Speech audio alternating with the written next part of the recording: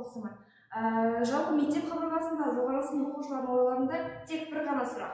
Яғни мен кім боламын, өскенде қандай мамандық иесі боламын деген сұрақтар. Жалпы адам баласы мамандық таңдау кезінде ешқашан қателеспеуі қажет, өйткені мамандық біздің болашағымыздың айнасы. Өз ісіңнің білікті маманы болу үшін өзіңе лайықты мамандық таңда. Тек сол кезде ғана біздің болашағымыз айқын болады.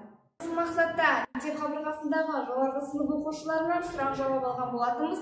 Ендеше оны көргілеріңіз келе ме? Кеттік.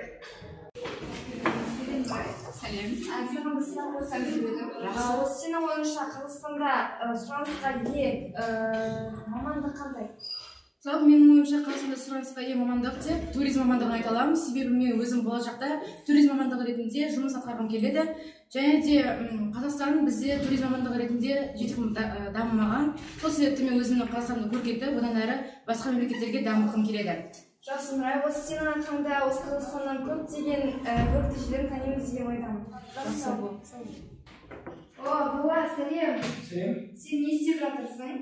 Мен оқып жатырмын. Саған сұрақ қойсам, қазіргі таңда Қазақстанда сұранысқа ие сен үшін мамандық қандай? Сұранысқа ие десең, менің ойымша қазіргі таңда IT мамандығы, ақпараттық технология сұраныс өте жоғары мамандықтардың бірі. Ақпараттық технология дегеніміз сол компьютерлік және телекоммуникациялық деректерді жабдықтау, сақтау, өзгерту жатады.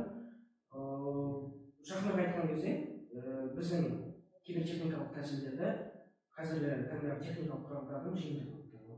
Менің ойымша болашақ мамандықтарды роботтар басқаратын сияқты. Ойыңа рахмет, жақсы, сау бол. Болашақта барлық мамандықты робот техника ауыстырғанымен мұғалімдік пен дәрігерлік ешқашан ауыстырмайды. Осынау мамандықтардың бірі ұстаздық мен болашақта таңдап отырмын.